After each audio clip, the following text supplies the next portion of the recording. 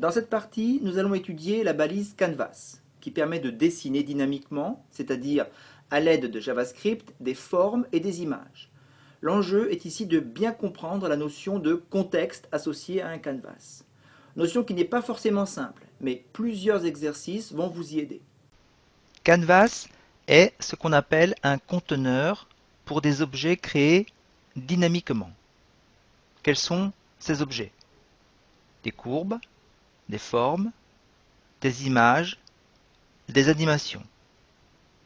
Dynamiquement signifie ici que ces objets sont créés au moment de l'affichage de la page web par des instructions JavaScript. L'utilisation de Canvas offre plusieurs possibilités. Tracer des courbes, des formes, transformer des images, développer des animations interactives et constitue donc une vraie alternative à Flash. Commençons par un exemple simple qui va nous permettre de comprendre le principe de base de la balise Canvas. Je vous propose de reproduire dans un fichier HTML le code affiché ci-dessous. En voici les points clés. D'abord, la balise Canvas avec l'identifiant dessin qui nous permettra de la cibler par du code JavaScript ainsi que des dimensions. Ces trois attributs sont obligatoires. Ensuite, le code JavaScript qui va créer des éléments à l'intérieur de Canvas. Dans ce code, on crée une variable JavaScript monCanvas que l'on associe au canvas. À cette variable, par la méthode getContext2D, on associe un objet HTML5 qui possède de nombreuses méthodes et propriétés de dessin.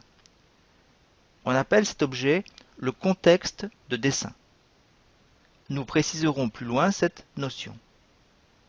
Enfin, sur ce contexte, l'utilisation de méthodes et de dessin. Ici, on utilise les méthodes fillStyle, choix d'une couleur de remplissage, et fillRect, dessin d'un rectangle.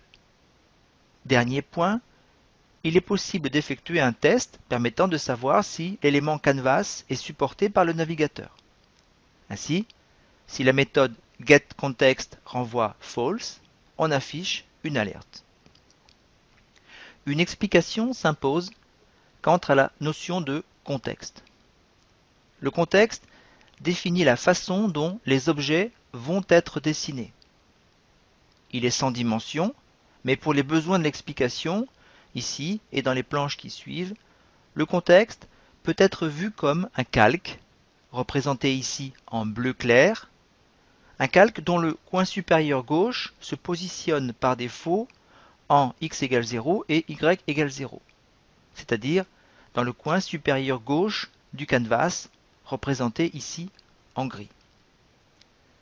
X mesuré en pixels depuis la gauche vers la droite, Y mesuré en pixels depuis le haut vers le bas. Tout se passe comme si les méthodes précédentes fillStyle et fillRect venaient dessiner dans ce calque. Maintenant que nous avons compris le fonctionnement de base, nous allons introduire d'autres méthodes de dessin. Dans l'exemple suivant, nous allons tracer un triangle, segment par segment. Quelques explications sur ce code. Une fois que le canvas est créé, on définit, grâce à la méthode strokeStyle, la couleur qui va plus tard être utilisée pour un remplissage. On définit, grâce à la méthode lineWidth, l'épaisseur des traits à venir. On précise au canvas que l'on souhaite tracer un contour grâce à la méthode beginPath.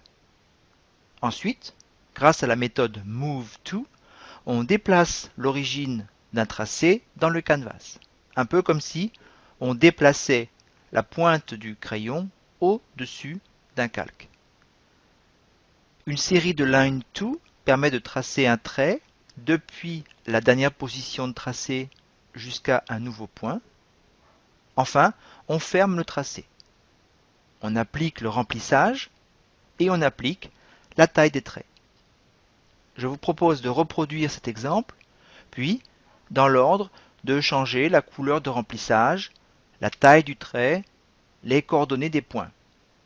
Enfin, vous trouverez sur Internet comment tracer des arcs, et donc des cercles, ou des courbes de Bézier. Dans l'exemple suivant, nous allons créer un dégradé linéaire dans un rectangle, et ce de façon très similaire au premier exemple présenté dans cette leçon, sauf qu'ici, l'argument de la méthode FillStyle, donc le remplissage, sera un dégradé et non une couleur unique.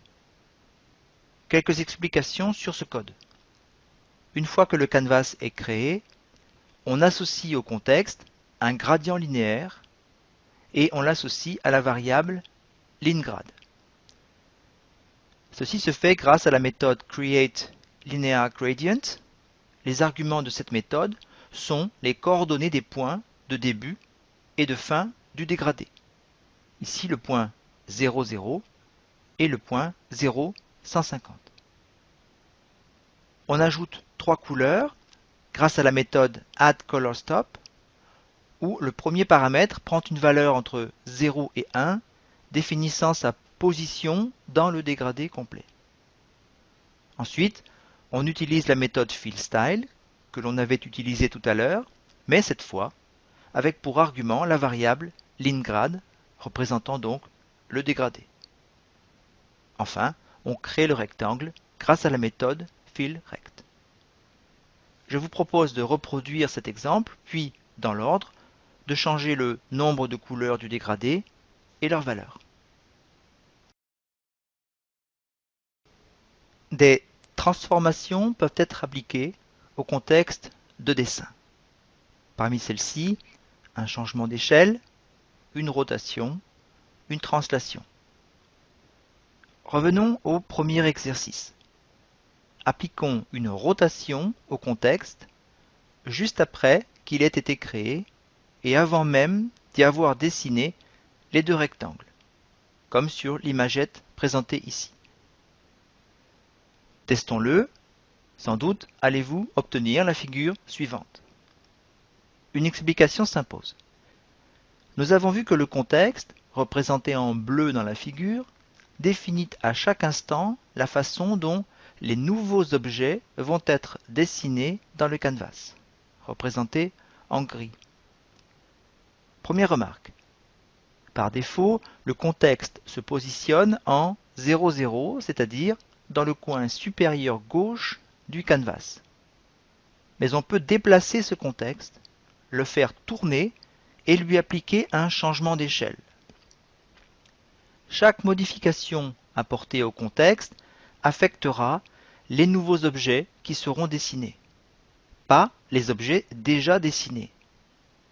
À chaque changement de contexte, c'est donc comme si on ajoutait une feuille de calque supplémentaire sur un dessin existant.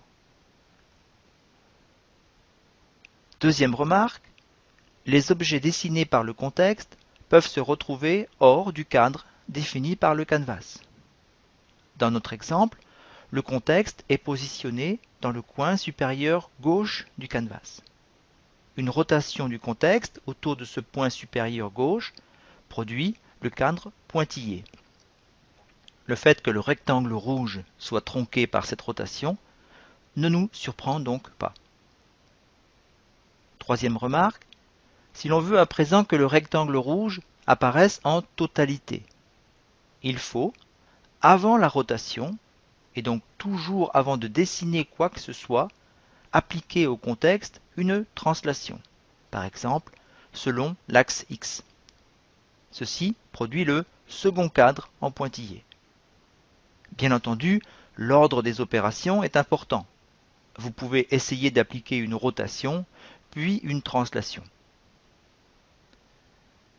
Quatrième remarque, qui découle des remarques précédentes, si l'on veut qu'un objet, par exemple un rectangle, ne soit dessiné avec une rotation non plus autour de son coin supérieur gauche, comme c'est le cas dans l'exemple présenté ici, mais autour de son centre.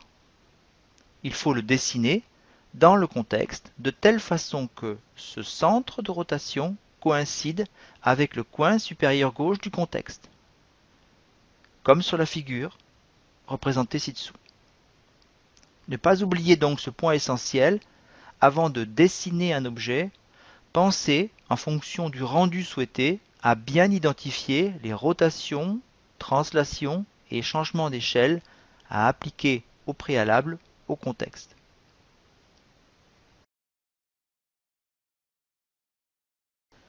Je vous propose de mettre en œuvre ce concept de changement de contexte en dessinant deux rectangles. Le premier sans rotation, le second avec rotation, comme sur la figure.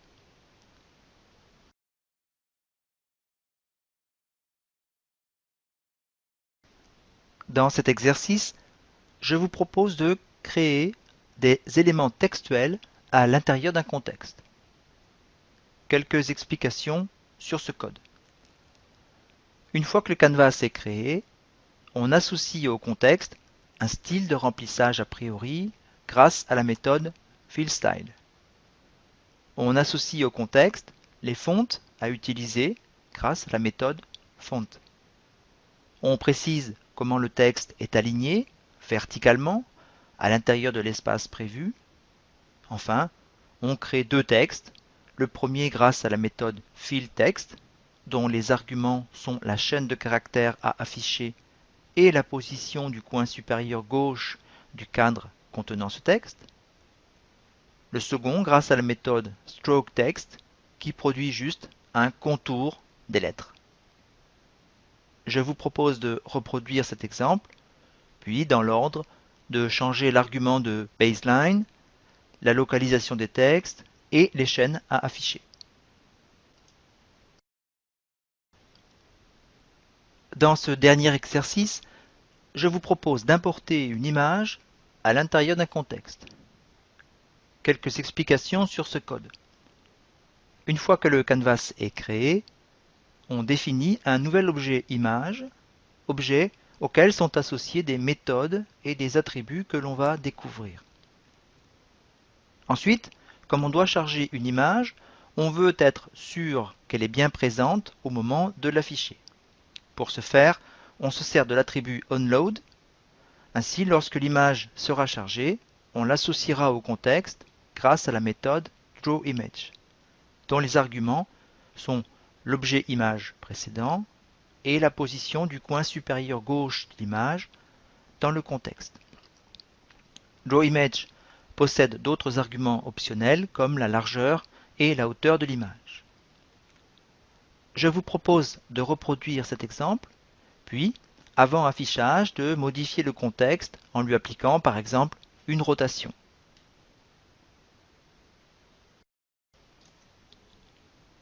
L'étude des méthodes qui permettent de manipuler les pixels d'une image, les ombrages et la transparence des objets sort du cadre de ce module. Je suis sûr que si ce domaine vous intéresse, vous trouverez par vous-même ces éléments sur Internet. Bon travail. Dans cette partie, nous avons donc vu comment dessiner à l'intérieur d'un canvas. Dans la partie suivante, nous allons découvrir comment créer l'illusion du mouvement en faisant évoluer ce dessin dans le temps. A tout de suite!